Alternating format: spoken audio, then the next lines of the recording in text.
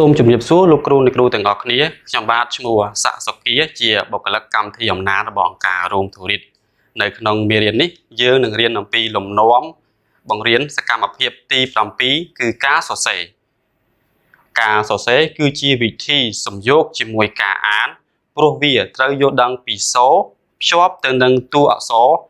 ដើម្បីសរសេរតួអក្សរព្យាង្គនិងពាក្យដើម្បីអានការសរសេរជួយឲ្យសិស្សអានបានល្អនិងចេះគោរពតាមសញ្ញាសម្ព័ន្ធនៅក្នុងការបង្រៀនសកម្មភាពទី7ការសរសេរយើងមានសកម្មភាព2សំខាន់ការសរសេរពាក្យការសរសេរឃ្លានៅពេលនេះសូមលោកគ្រូអ្នកគ្រូទស្សនាវីដេអូនៃការបង្រៀនសកម្មភាពសរសេរទាំងអស់គ្នាដោយអនុវត្តតាមលំនាំបង្រៀនលម្អិតនៅក្នុងសៀវភៅណែនាំគ្រូកូនទាំងអស់គ្នាលោកគ្រូនឹងនាំកូនរៀនការសរសេរដើម្បីកូនសរសេរបានត្រឹមត្រូវកូនទាំងអស់គ្នាមើលមកលោកគ្រូនឹងសរសេរជាគំរូហើយដើម្បីឲ្យសរសេរបានត្រឹមត្រូវកូនត្រូវដឹងថាក្នុងពាក្យនីមួយៗមានតួអក្សរអ្វីខ្លះហើយយើងគិតឲ្យបានលឺអញ្ចឹងកូនមើលមកទាំងអស់គ្នាលោកគ្រូមានពាក្យមួយកគេអញ្ចឹងលោកគ្រូគិតមើលថាតើពាក្យកគេមានតួអក្សរអ្វីខ្លះកូនសាកជួយគិតលោកគ្រូមើលអូលោកគ្រូនឹកឃើញហើយពាក្យកគេមានតួអក្សរកស្រៈអេរ៉ូបាទដូច្នេះលោកគ្រូសរសេរ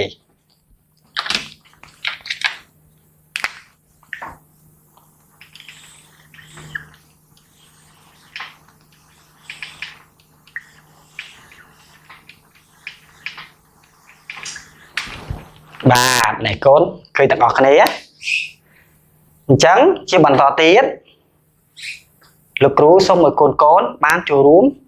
សរសេរជាមួយលោកគ្រូទាំងអស់គ្នាដោយលោកគ្រូមានពាក្យមួយពាក្យចចាស្ដាប់បានហើយកូនតែមុននឹងសរសេរកូនគិតនឹងថាលឺទាំងអស់គ្នាមើលតើពាក្យចចាមានតួអក្សរអ្វីខ្លះគិតមើលកូនអូកូននឹកឃើញហើយមែនទេតោះយើងថាឲ្យលឺទាំងអស់គ្នាចចាមានតួអក្សរចរចស្រៈអាតោះកូនសរសេរនៅលើក្តារឈ្នួនលោកគ្រូសរសេរនៅលើក្តារខៀនចាប់ដើមទាំងអស់គ្នាកូន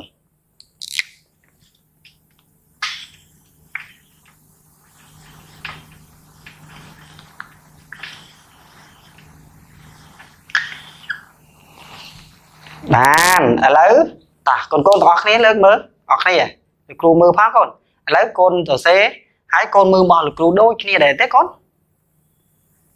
បានកូនពិតជាសរសេរបានត្រឹមត្រូវល្អមែនទែនឥឡូវកូនទាំងអស់គ្នាបន្ទាប់ពីកូនបានហ្វឹកហាត់សរសេរជាមួយលោកគ្រូហើយលោកគ្រូនឹងហៅពាក្យឲ្យកូនសរសេរដោយខ្លួនឯងម្ដងចាំកូនចាំស្ដាប់ណាតែមុនសរសេរតើកូនត្រូវធ្វើម៉េចកូនបាទកូនគិតហើយនឹងថាលឺអំពីតួអក្សរនៅក្នុងពាក្យនោះចេះគ្រូហៅពាក្យអីកូនឆាឆៅតាកូនគិតសាក់មើលកូនតើពាក្យឆាឆៅមានតួអក្សរអ្វីខ្លះគិតទាំងអស់គ្នាមើលកូនបាទឥឡូវកូនបានគិតហើយកូននឹងថាលឺដឹងពីតួអក្សរនៅក្នុងពាក្យនោះហើយដូច្នេះកូនចាប់ផ្ដើមសរសេរ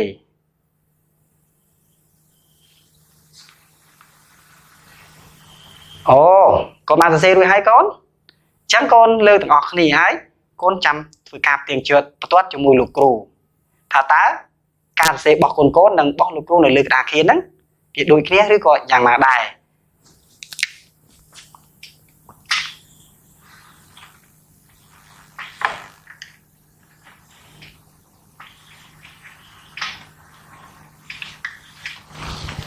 បាទឥឡូវកូនទាំងអស់គ្នា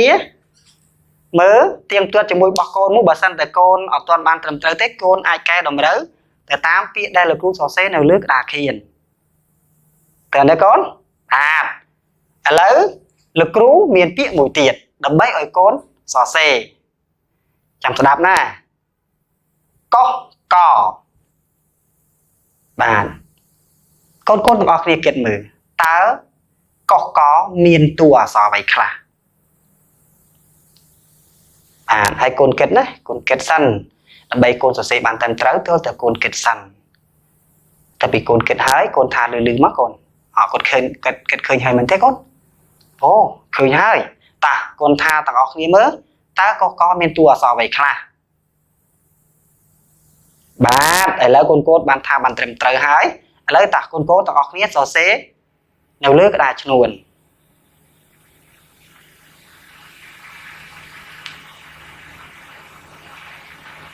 អូលោកគ្រូសង្កេតឃើញថាកូនសរសេរបានរួចរាល់ហើយអញ្ចឹងកូនលើកទាំងអស់គ្នាមកកូន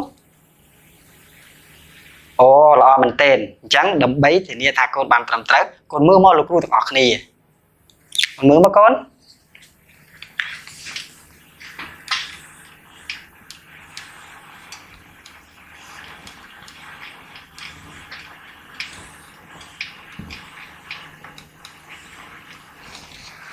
បាទឥឡូវកូនមើលកូនទៀងទឹករបស់កូនមើលតើពាក្យដែលកូនសរសេរនៅលើក្តារឈ្នួន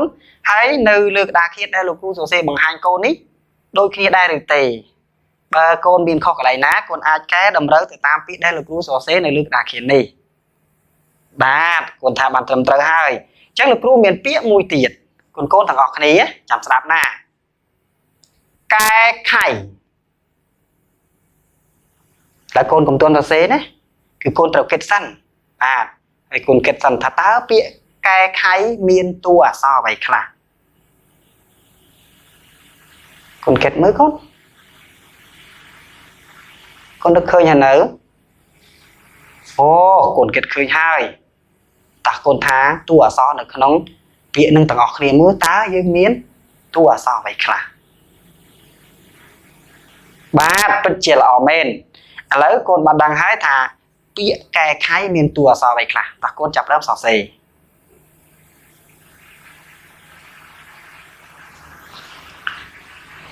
អូ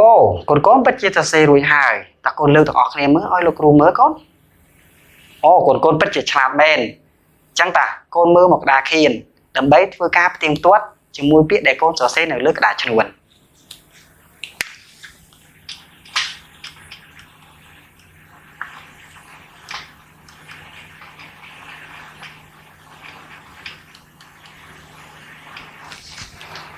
បាទឥឡូវកូនឃើញទេ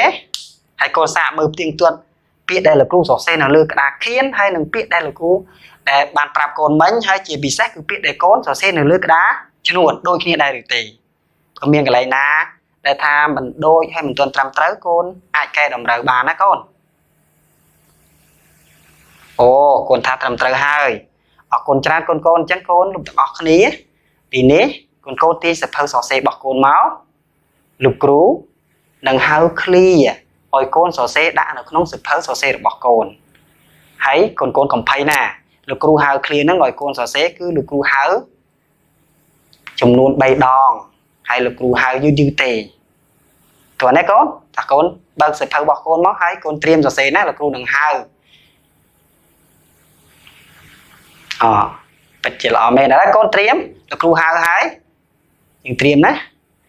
ខំកកេខោ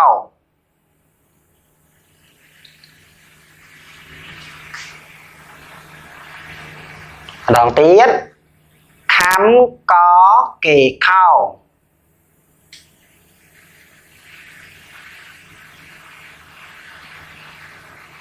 ម្ដងទៀតខំក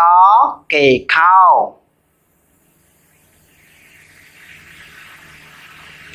អូឥឡូវកូន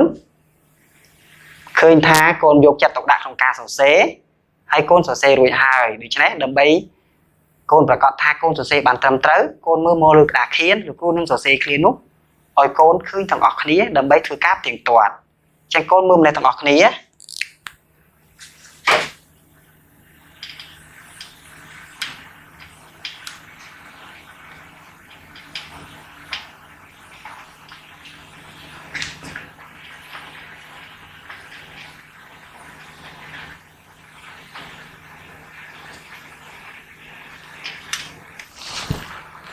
បាទឥឡូវកូនទាំងអស់គ្នាកូនឃើញទេកូន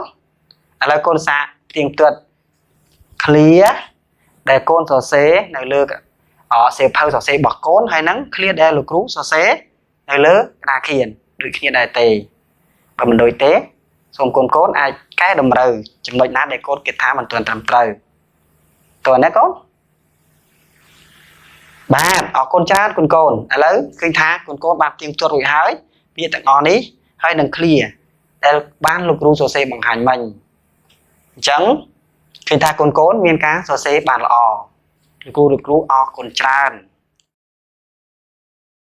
លោកគ្រូអ្នកគ្រូទាំងអស់គ្នាទាំងនេះគឺជាជំហានលម្អិតនៅក្នុងសកម្មភាពការសរសេរទី1ការសរសេរពាក្យគ្រូថាពាក្យមួយហើយគ្រូនិងសិស្សនាំគ្នាគិតនិងរៀបរាប់តួអក្សរនៅក្នុងពាក្យនោះរួចសរសេរលើក្តារខៀនគ្រូនិងសិស្សគ្រូថាពាក្យមួយទៀតហើយគ្រូនិងសិស្ស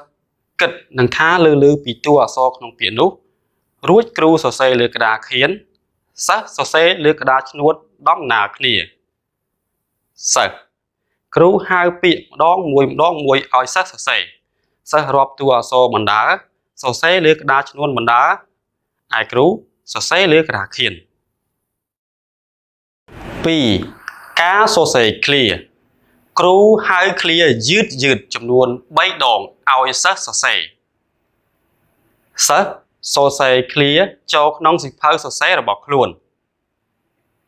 គ្រូសរសេរ clear នោះនៅលើក្តារខៀនដើម្បីឲ្យសិស្សទៀងទាត់និងកែតម្រូវ